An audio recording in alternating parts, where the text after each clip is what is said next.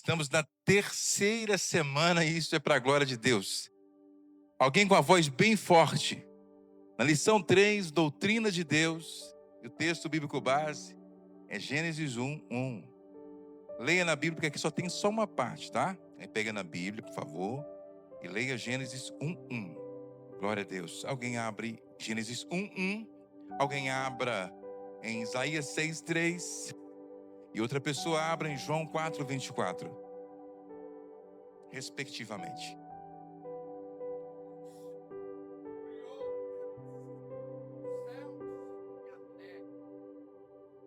Glória a Deus. Isaías 6:3.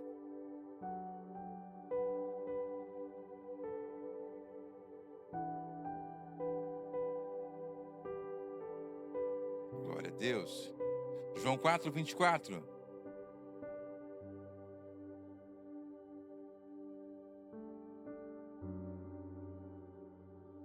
Glória a Deus. Pai, nós oramos nessa hora, porque a sua palavra é a verdade.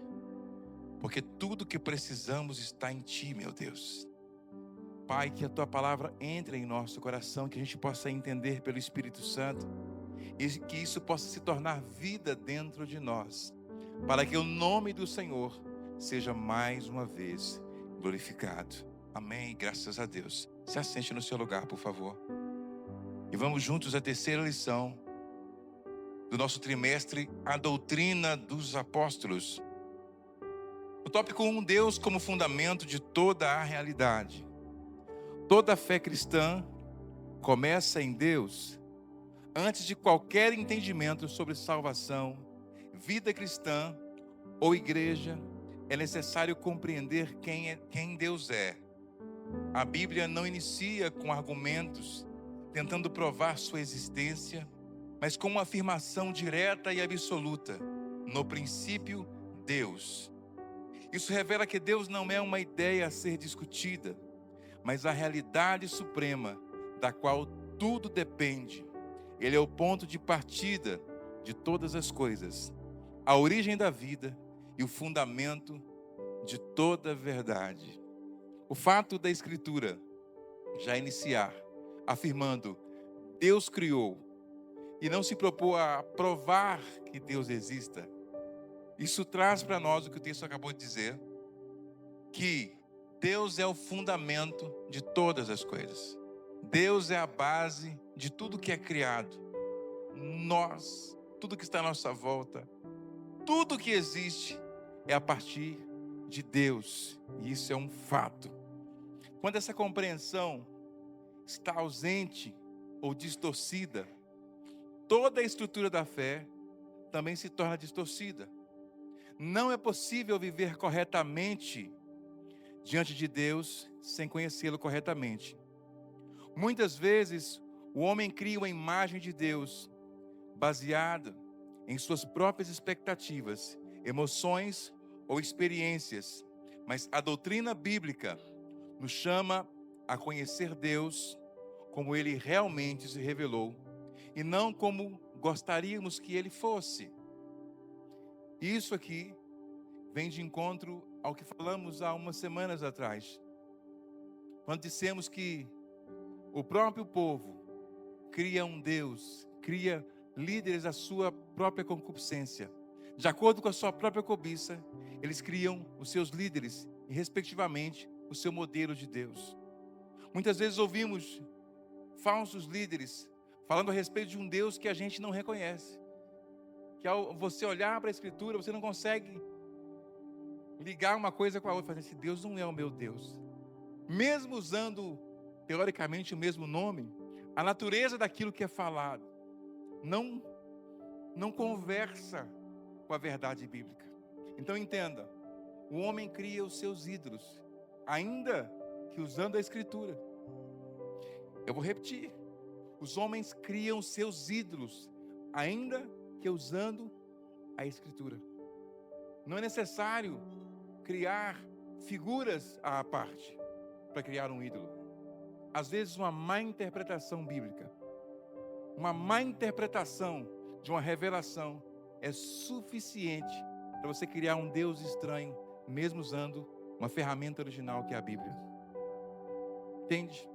Diversas pessoas creem em um Deus que não apresenta uma natureza bíblica. Eu não estou dizendo que é por maldade, que alguém fala, eu vou crer num Deus estranho. Não, não é por aí. A verdade é que Deus se conhece pelo ensino. Entende? Vou repetir. Deus se conhece pelo ensino. Pastor, como assim? Alguém aqui já viu Deus? Pessoalmente? Alguém já viu aí? Deus? Viu? Eu queria. Mas não vi. Nós aprendemos sobre Deus. Jesus ensinou sobre Deus.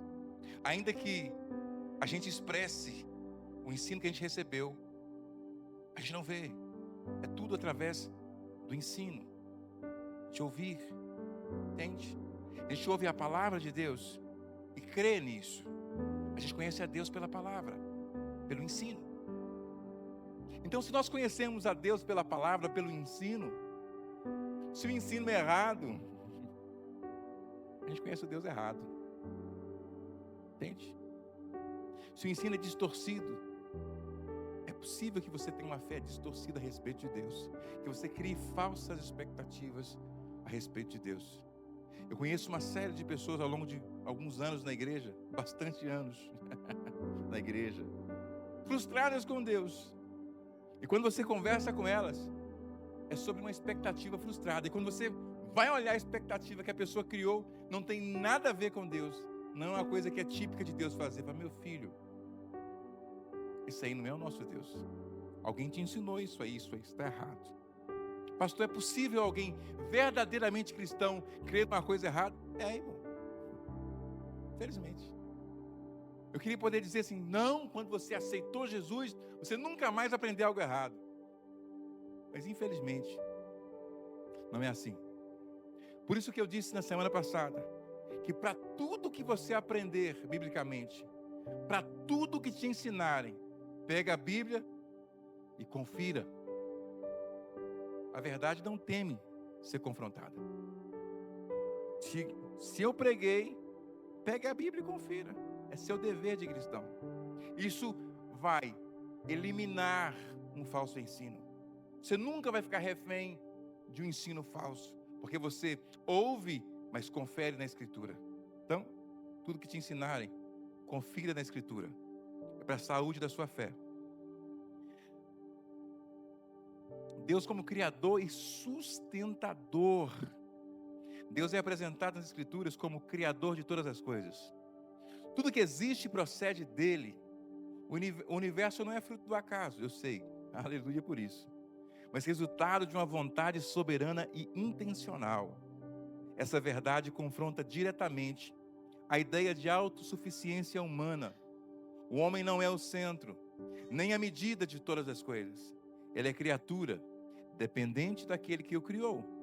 Reconhecer Deus como Criador nos reposiciona espiritualmente, gerando humildade e consciência de dependência. Eu gosto de destacar aqui que quando o homem não tem nada, aparentemente, ele tem uma maior facilidade de compreender essa verdade, de que nós dependemos de Deus. Quando o homem está na escassez, ele é limitado em seus recursos, ele tem uma maior facilidade de entender que ele depende de Deus. Mas quando alguém é suficiente em alguma área, aí cria-se a dificuldade. Eu faço uma oração a Deus da seguinte forma: Deus, eu quero fazer a sua vontade, mesmo quando eu saiba fazer a coisa. Porque quando nós pegamos algo para fazer, e nós não sabemos fazer, o que a gente faz? Senhor, me dá uma orientação. Deus me mostra o caminho. Senhor, me revela. Deus me mostra, me ensina. A gente não sabe. Aí é fácil. Deus, nós dependemos de Ti, aleluia. Mas quando você já tem experiência, você já passou no caminho várias vezes, e você sabe o que tem que ser feito, aí você ir com a mesma humildade: Deus, eu dependo do Senhor. Eu preciso da sua orientação, mas eu sei fazer. Aí que está a dificuldade. É aí que os homens se arrebentam. É aí que a gente se quebra. Porque enquanto nós não sabemos, nós clamamos a Deus para entender. Mas quando nós sabemos fazer algo, aí é que está o problema. A gente vai fazer sozinho. E a gente se quebra. Então a dependência de Deus não significa que a gente vai ficar numa situação de escassez e de ignorância. Pelo contrário, Deus vai te abençoar e te dar entendimento em tudo. E mesmo sendo abençoado e entendendo o que fazer, você continua dependente. Deus, eu dependo do Senhor. Eu sei caminhar por aqui, mas é aqui que o Senhor quer que eu vá? Eu sei fazer nesse procedimento aqui, Deus, mas é isso que o Senhor quer que eu faça? Isso é dependência. E é muito difícil depender de Deus quando a gente sabe o que tem que ser feito. É a célebre situação de Davi. Senhor, vou subir contra os inimigos. Subiu uma vez e venceu. Na segunda vez, ele ora de novo. Subirei contra os inimigos. Sobe que você vai vencer. Terceira vez, subirei contra os inimigos. Não só por esse caminho, só pelo outro. Ele já tinha vencido 2 vezes. Se ele fala, não, eu entendo de guerra. Eu sei fazer. Eu sei o caminho. Eu venci 2 vezes. Eu não preciso de conselho. Tinha se arrebentado. Para guardar no coração da gente, dependência de Deus não tem nada a ver com escassez. Tem a ver com fé. Além de Criador, Deus é também sustentador. Ele não apenas deu início à existência, mas mantém todas as coisas. A vida continua porque Deus sustenta. Isso significa que nada foge ao seu controle. Mesmo quando as circunstâncias parecem confusas ou fora de ordem, essa realidade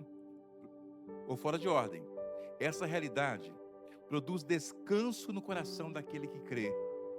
Não estamos entregues ao acaso, mas sustentados por um Deus que governa com sabedoria perfeita. O fato de nós crermos em Deus nos faz descansar. O fato de nós crermos em Deus nos faz descansar. Se estamos cansados, é porque a gente está tentando fazer. Quando a gente faz. Quando a gente ora, Deus faz.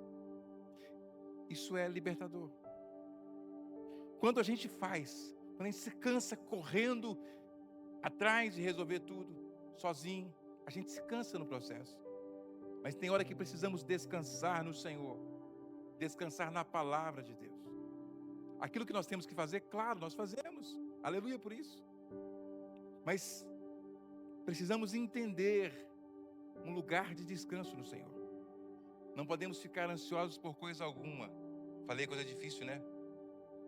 Porque o que é mais difícil é não ficar ansioso.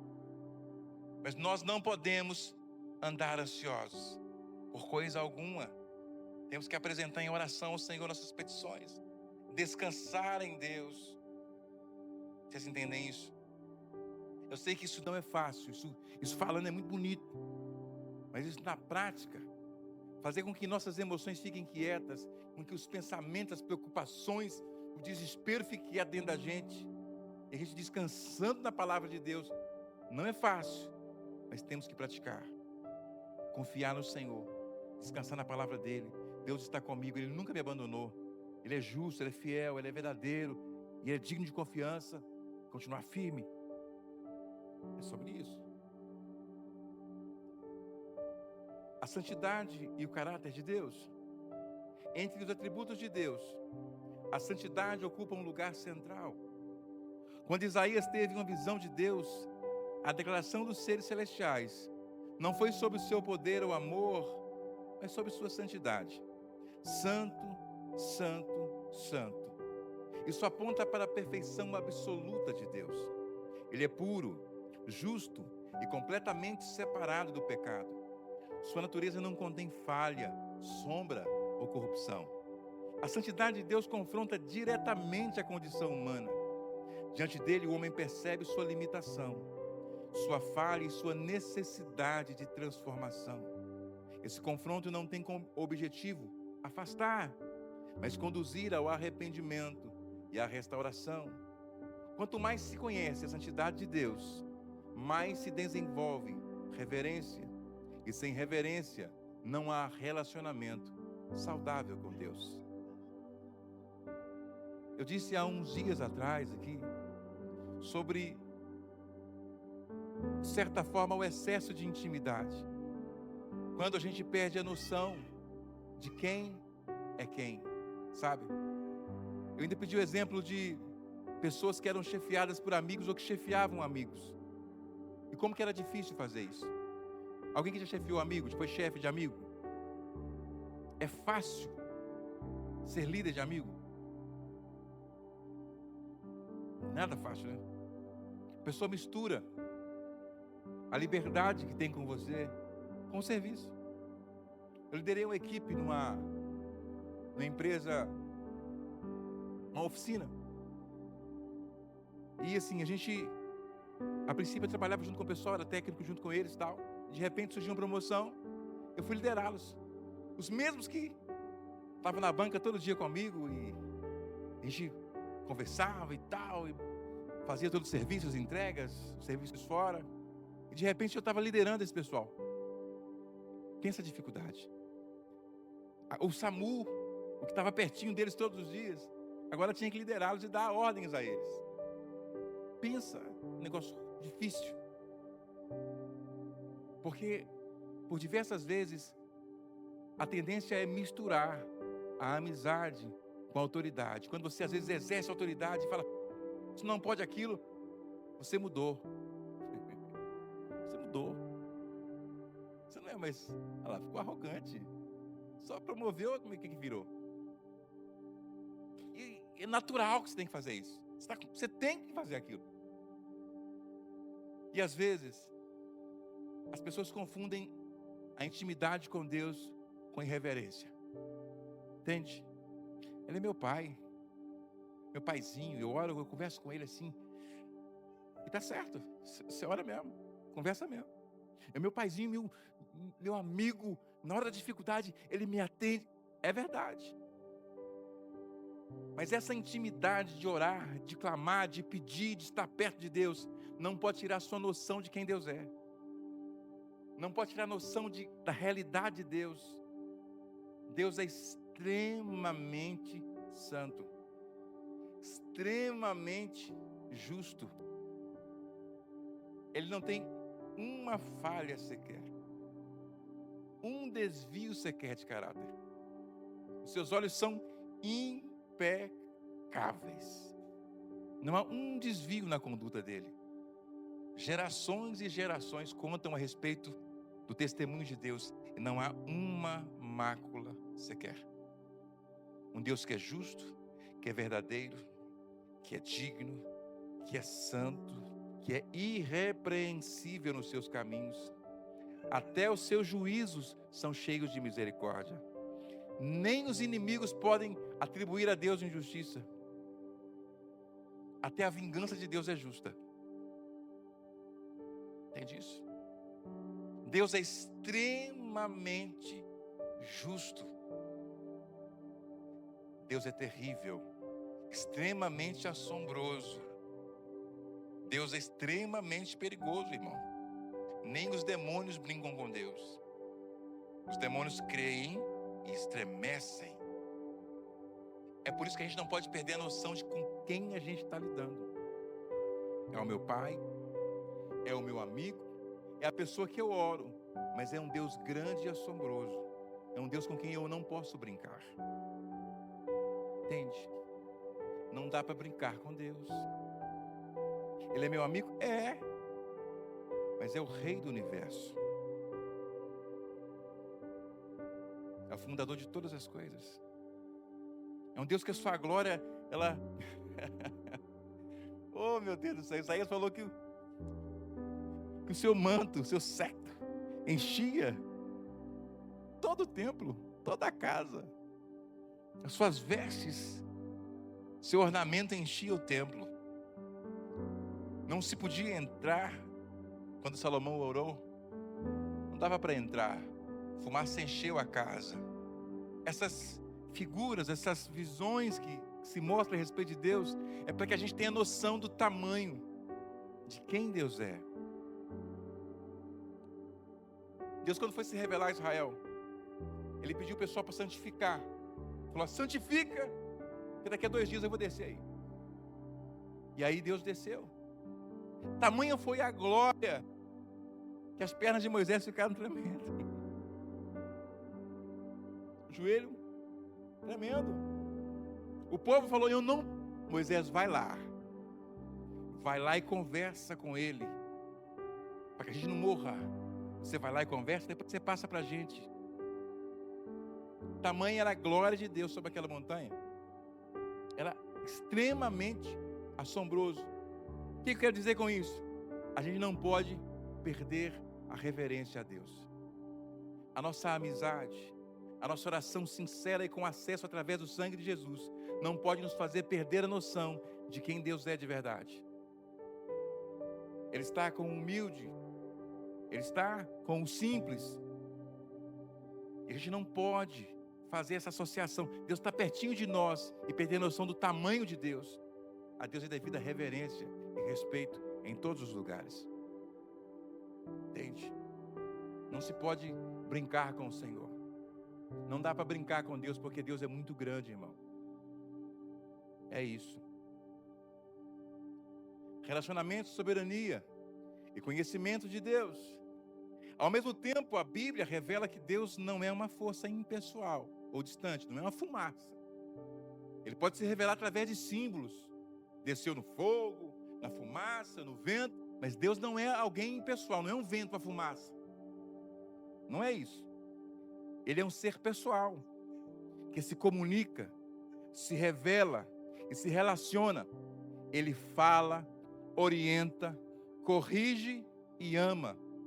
Jesus nos ensinou a chamá-lo de Pai, o que revela proximidade e intimidade. Essa verdade muda completamente a forma como nos aproximamos de Deus. Não nos relacionamos com uma energia, com uma força, mas com um Pai que conhece, cuida e se importa. Isso para nós é muito normal. Para a nossa realidade é normal. Deus é meu Pai. Mas entenda que a revelação bíblica é progressiva, irmão. Esse povo viu uma fumaça na montanha, fogo na montanha, a montanha tremendo. Entende? E de repente Jesus vem simplificando o processo e nos apresenta esse Deus tão grande, mas próximo de nós. Um Pai. Uma figura que está dentro da sua casa. Aquele Deus assombroso e majestoso que estava nos céus, o santificado acima de tudo. De repente Jesus chega e simplifica e fala: olha, esse Deus majestoso, Ele é seu Pai. Algo que você conhece, que você convive dentro de casa. Isso para que a gente conseguisse acessar.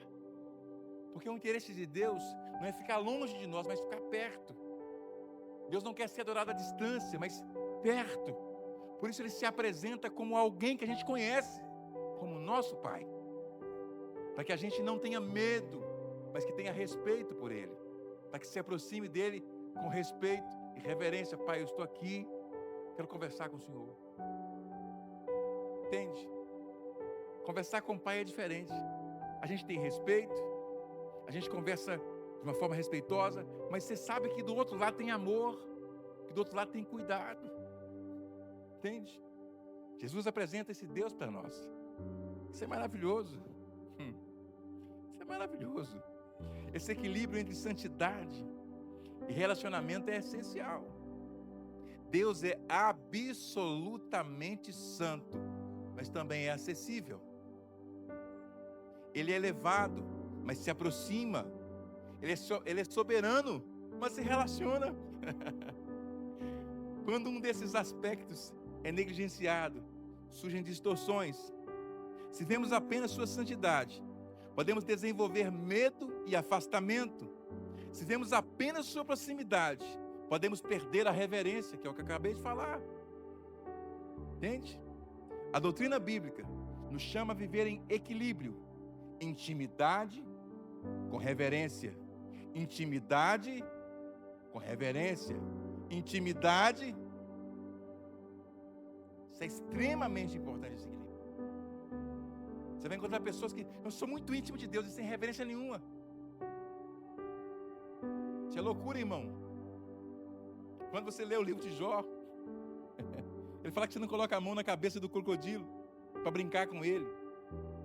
Não dá para vou domesticar um crocodilo, criar no meu quintal. Animal doméstico, não vai. Você não cria um crocodilo, irmão. Se você passar a mão na cabeça dele, você fica sem mão. Mas aí você não faz com crocodilo, quer fazer com Deus. Não, Deus é meu paizinho, Ele me conhece, sem reverência nenhuma. Isso é um perigo, irmão. Pessoas que falam de Deus, mas que não o conhecem. Entende?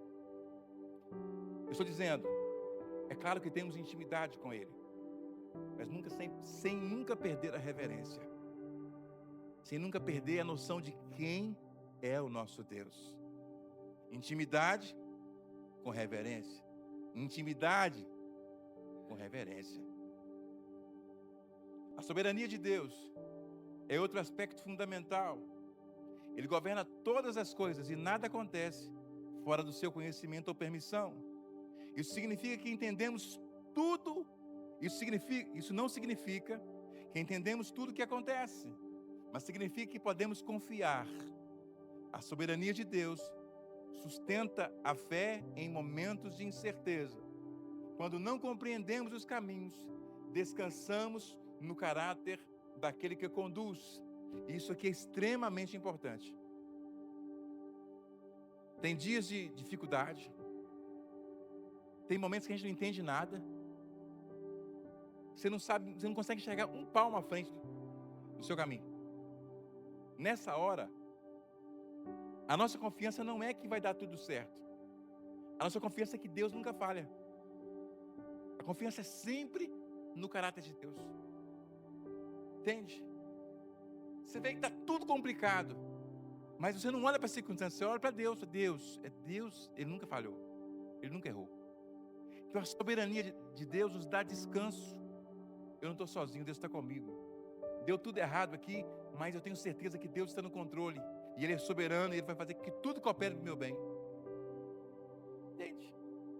Isso não significa que as coisas sejam fáceis, não significa que a gente entenda tudo. Significa que, mesmo quando nós não entendemos, nós devemos confiar no caráter de Deus. Ele é soberano, Ele nunca falha, Ele nunca erra, Ele nunca abandona seus filhos. Pastor, e se eu errar? Porque aí é que as pessoas se enganam. Deus não nos sustenta, não nos ampara, porque a gente faz tudo certo, irmão. Porque a gente é filho bom. Vou te dar um exemplo. Imagina você que é um pai, uma mãe.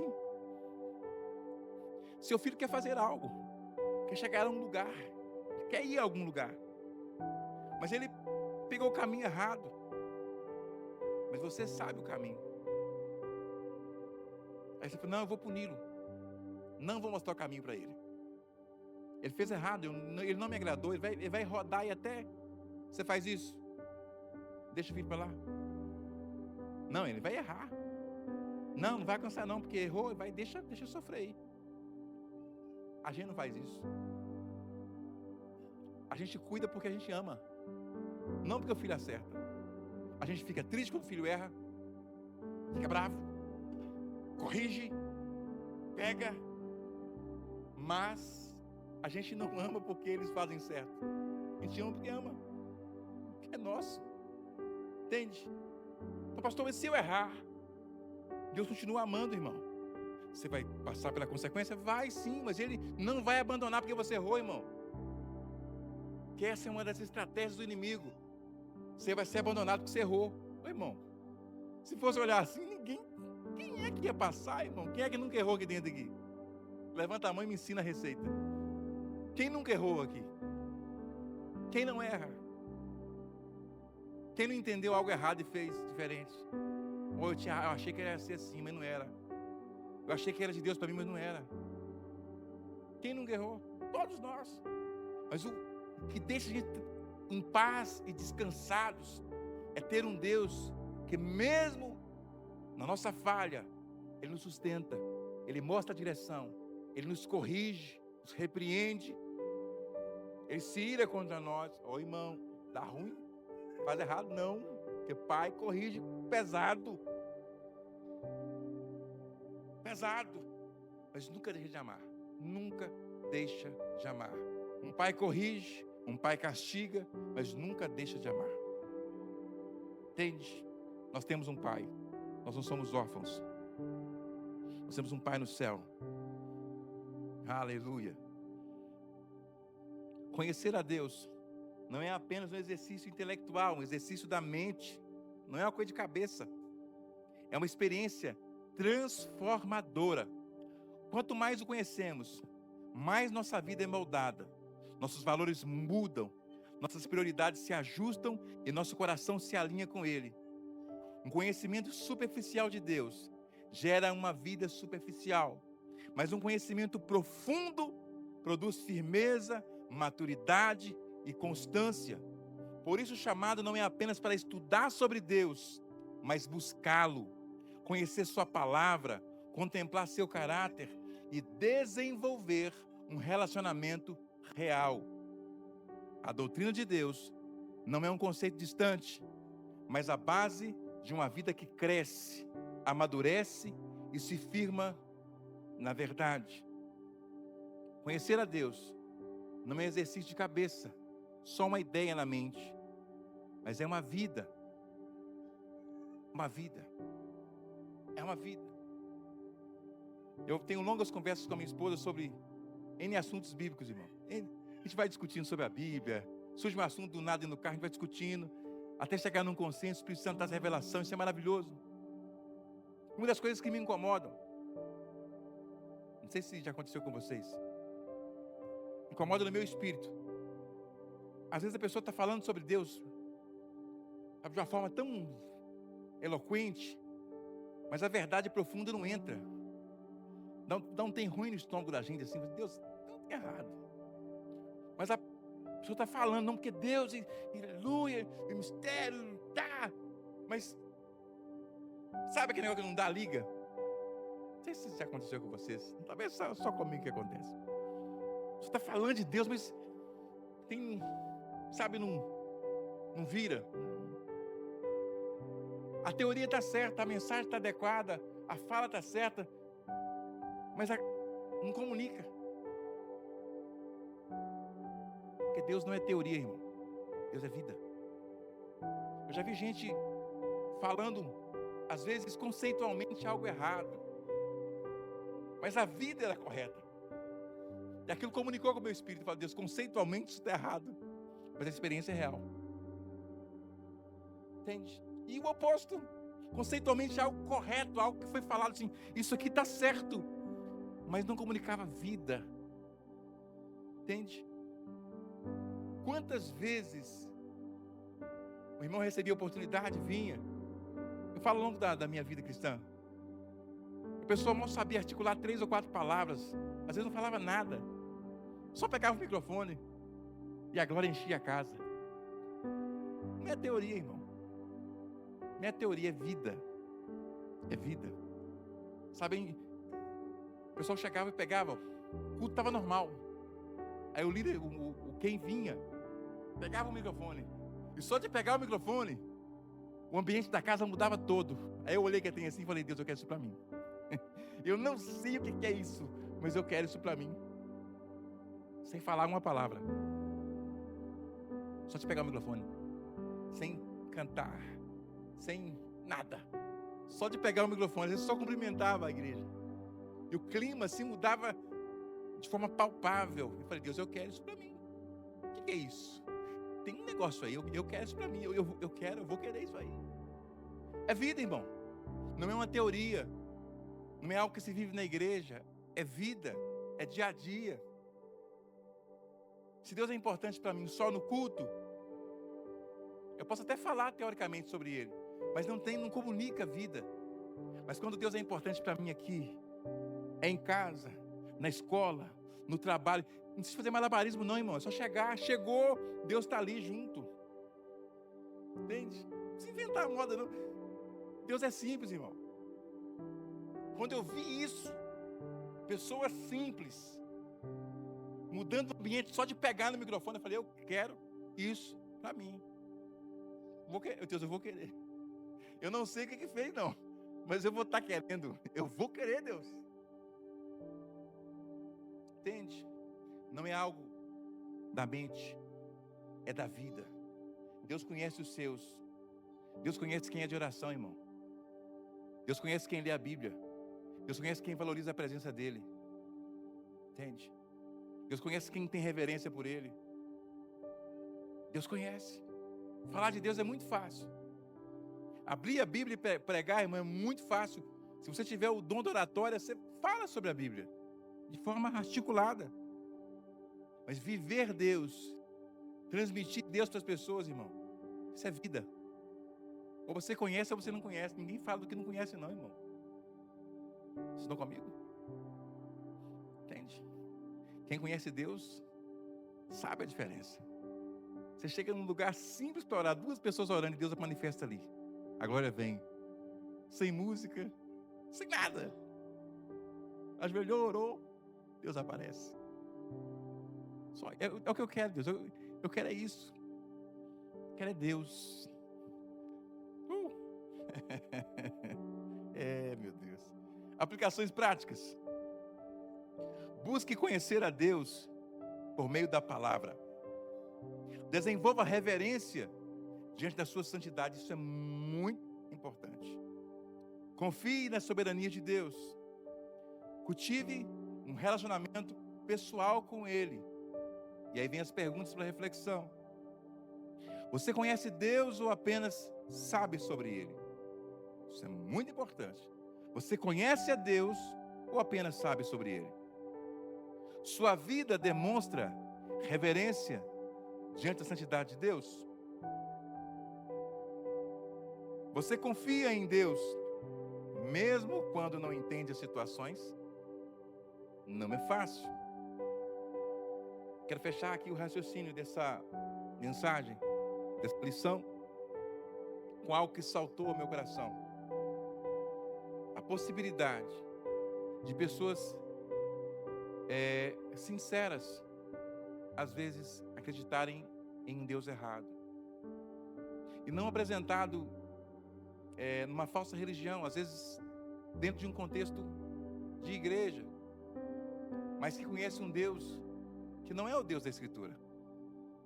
Que conhecem, que veem atitudes em Deus que não expressam o que a Bíblia diz. Vou te dar um exemplo. Na minha infância eu aprendi sobre um Deus que tinha uma marreta na mão, irmão.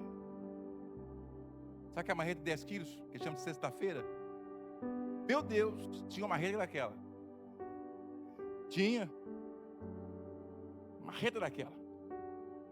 Se você pecasse, meu irmão, se você desse uma escorregada no caminho, aquela marreta entrava em ação. Um Deus que estava extremamente estressado o tempo inteiro. Eu não conseguia ver Deus feliz, satisfeito com algo. Deus estava, para mim, é o que eu aprendi, tá? Se você não aprendeu isso, sorte sua. Eu aprendi isso aí e demora um tempo para sair da cabeça da gente. Deus estava mal-humorado e estressado. Eu tinha que fazer tudo certo para Ele não me dar uma retada. O dia que eu errasse, Ele me pegava. Eu estava na igreja, irmão, com essa Bíblia. E me apresentaram esse Deus. Um Deus que estava longe da misericórdia dEle. Não peca porque Deus castiga. Eu falei, meu Deus, tem misericórdia. Tudo era pecado, irmão. Respirar era pecado. Entende? Tudo era pecado. Deus estava extremamente irritado com a gente. A gente orava com medo. Ficava. Não brinca com Deus, não, menino. Entende? Apresentado pela Bíblia. Aí, para você poder crescer e se relacionar com a Escritura, e alguém te apresentar um Deus que te perdoa, um Deus que te traz para perto, um Deus que te restaura, um Deus que te dá força. Eu custei para entender, irmão. Porque para mim Deus estava esperando. Acerta aí, que senão eu te pego. Ou você conserta, eu te arrebento. Entende?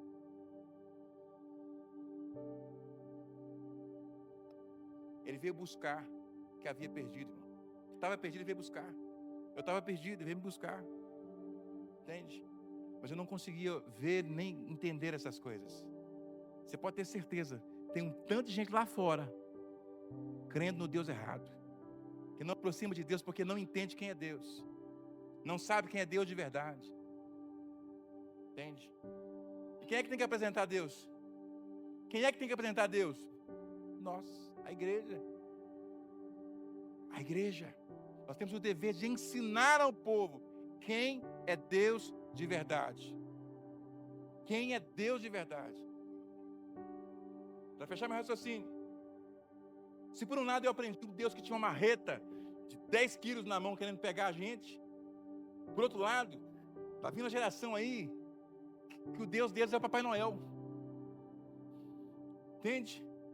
Com a touquinha na cabeça e com a sacolinha cheia de presente. Entende? Você quer? Toma a bênção. Você quer? Toma a bênção. Que aparece um dia só, na semana. No domingo ele aparece. Entende? Não cobra nada, nada. Só está presente. Então eu posso viver minha vida do meu jeito. Pecar do jeito que quiser pecar. O que eu quiser fazer, eu posso fazer. Porque Deus me ama, irmão. Eu sou amado de Deus. Beleza. Entende? Esse não é o Deus verdadeiro. O Pai corrige o Filho que ama. Um Deus que não corrige não é o Deus da Bíblia. É qualquer outra coisa. Entende? Não é o Deus que eu aprendi na marretada. Mas também não é esse Papai Noel que você está vendo aí, não. O Pai corrige o Filho que ama. Se é Deus, tem correção. Se não corrigiu, não é Deus, irmão. Se você andou com Deus, você vai ser corrigido. Necessariamente. Se você não recebeu nenhuma correção na sua vida, você não está andando com Deus, irmão. Você não passou nenhuma vergonha assim, não, estou tudo errado. Pode acender o seu alerta, porque a consequência natural de quem se aproxima de Deus é arrependimento. Entende? Quando Isaías aproxima do Senhor, ele não fala assim, eu sou um grande profeta, eu sou messiânico, as minhas mãos têm fogo e poder. Não foi isso que ele falou. Ai de mim, estou perecendo, sou homem impuro, lábios impuros. Necessariamente, quem se aproxima da santidade de Deus se sente impuro, porque Deus é santo, irmão. Então, se você nunca passou a experiência de receber correção, de arrepender de coisa errada, sentir pesado, não, eu tenho que mudar, eu tenho que melhorar. Entende? Se não passou por isso, tem que rever o conceito, irmão. Tem que andar com Deus. Deus corrige. Não tem como errar e ficar tranquilo. Você está andando com Deus? Estou. Se você errar, meu irmão, a correção vem. Não tem como andar com Deus e permanecer torto. Deus corrige. Deus é Pai, e Pai corrige. E se teimar, tem castigo. Amém ou não amém? Não é Papai Noel, não. Nosso Deus é Pai, e não é Noel. Ele corrige, Ele castiga, repreende aquele que ama. Porque quer o nosso melhor. O Pai quer o melhor para o Filho. E o Pai sabe o que é melhor para os seus filhos. Mesmo que o filho não entenda, mesmo que o filho faça pirraça, e a gente faz pirraça, aleluia. Amém? Quem faz pirraça aí? Você fez pirraça, irmão. Não tem um que nunca, a não ser o quê? Não temou com Deus. Todo mundo já fez uma. Não, Senhor, tem misericórdia, porque não é que você está brigando com Deus, mas você fica ali, ó Senhor, Mas aí Deus vem e te mostra, e lá na frente, quando você vê a situação, você fala, meu Deus, o Senhor estava certo, eu estava errado. Entende? Coloque-se de pé no seu lugar, por favor. Coloque-se de pé no seu lugar. Deus está sempre certo, irmão. Deus tem sempre razão. Deus é sempre bom. Deus é sempre justo. Vamos orar juntos. A oração final.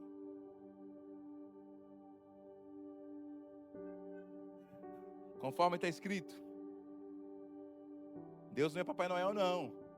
Deus é Pai. E Ele corrige seus filhos. Oração final no 3. 1, 2, 3. Senhor, revela-te a mim de forma mais profunda. Quero te conhecer de verdade, não apenas saber sobre ti. Ensina-me a viver em reverência, confiança e dependência. Amém. Glória a Deus. Senhor, nós oramos nessa hora. E que o nosso coração, Pai, seja um coração ensinável. Que o nosso coração, Pai, busque a intimidade sem nunca perder a reverência, Senhor. Sem nunca perder o temor, o respeito pela sua presença, Senhor. Nos ensine, Senhor.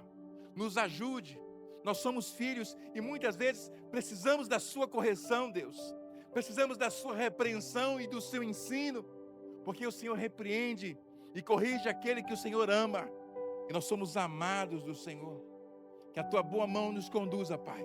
A tua vara e teu cajado nos consolam. O Senhor que nos leva às águas tranquilas, porque o Senhor é nosso pastor e de nada temos falta.